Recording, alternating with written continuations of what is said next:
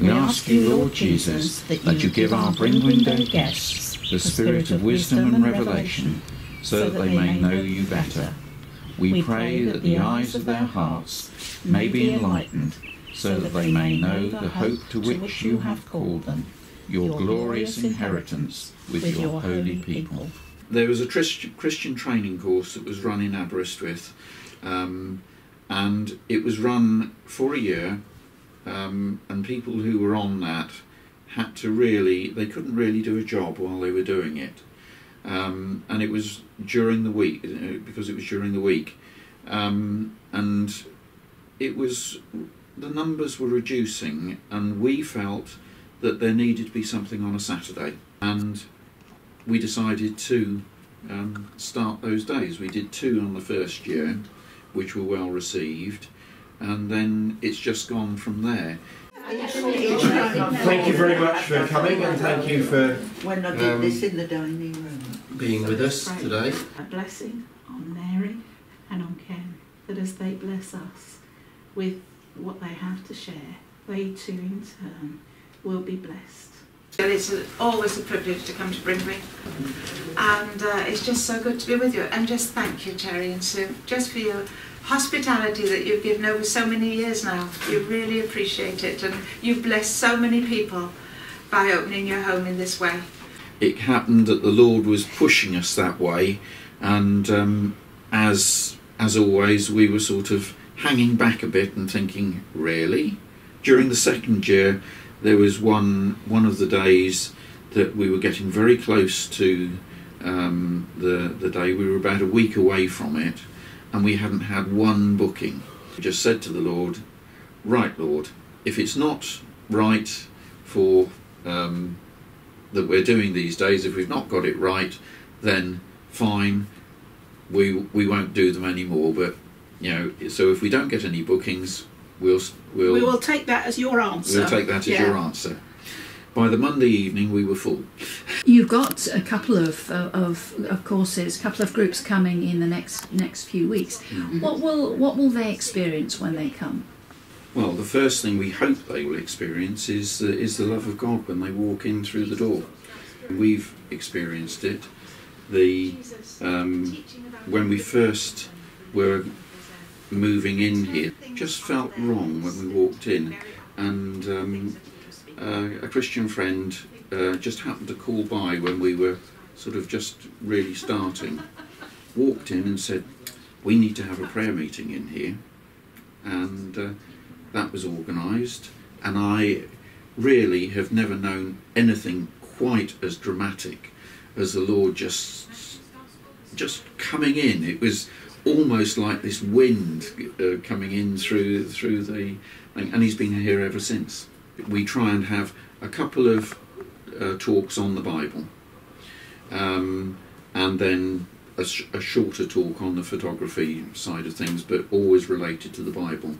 So the format starts off as the same, but always changes, because the dynamics of people who come, the leaders, it will change throughout the day.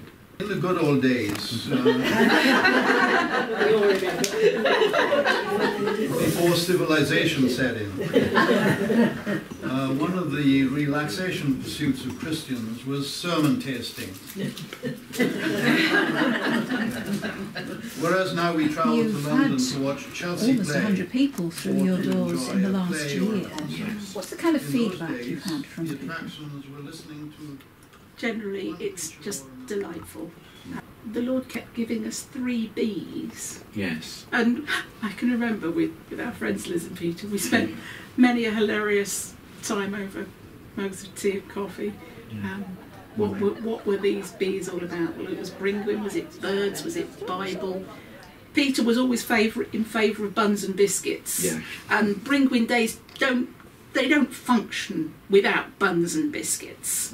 We have a little group that we've nicknamed Hardcore, because they are so faithful in their attendance.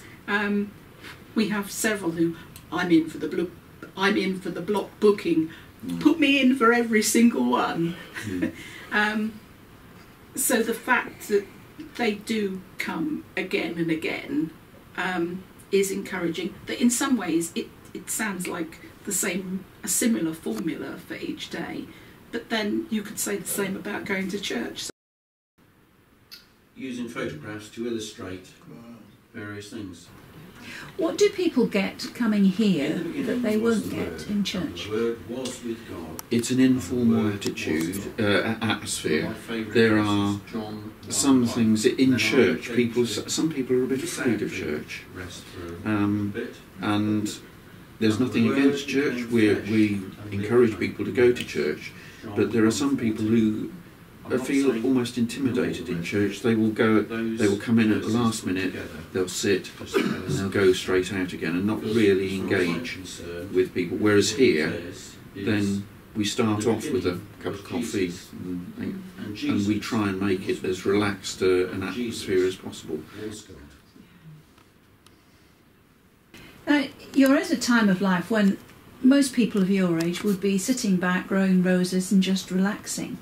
But you're really working hard here, building everything up, and your days seem pretty full. But in ministry, it's not a one-way traffic. You receive as well. Oh, definitely. Yes.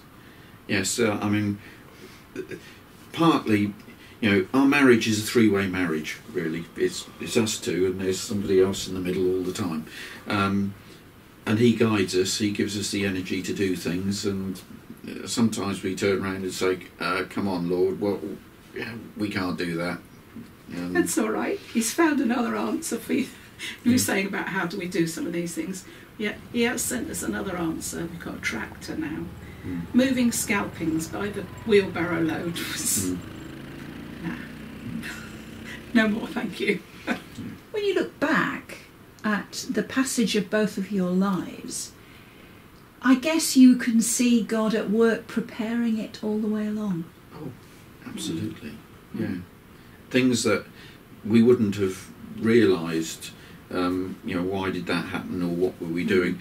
There have been little things that have prepared us the whole time for now. And perhaps the thing that we had in common as youngsters, but individually, was that knowledge and growing love of the countryside. Oh, yes. And the wildlife. Yeah. So what if there's someone listening to you talking who feels a similar kind of call and is a bit unsure? What advice would you give? Go for it. Oh, I love your enthusiasm there. Mine is... It's not that I don't have the enthusiasm. Mine is always, check this out again. Well, yes. Ask a few more questions. Anyone else heard about this then? And lots of asking, are you really saying that? I remember one occasion when I very directly asked for something to be repeated in large letters. And within minutes it was I got my response, not in large letters, but someone with a very loud voice. What about the future? Can you see yourselves doing this a long time? We will do it for as long as the Lord wants us to do it. In a way, we've only just begun, and I think something that illustrates the ministry, if that's what it is, or what's going on here, is one of the first things that we did after we'd moved up here.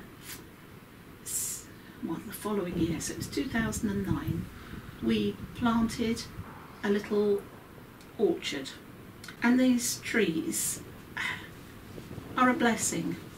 I know one of our visitors earlier this year, she said, well, it's not very big, your orchard, is it? Well, no, but it's only 6 years old, and trees need to establish good roots. They've got a lot of work to be doing underground that is never seen. There are 2 pear trees out there. There's Penbryn pear and a Snowdon pear. We haven't seen a pear yet. Maybe this will be the year. But it doesn't mean that there's nothing happening out there. And who am I to want to see quick results? In my own life, when I think how long it took me to find the Lord, I never was built for speed.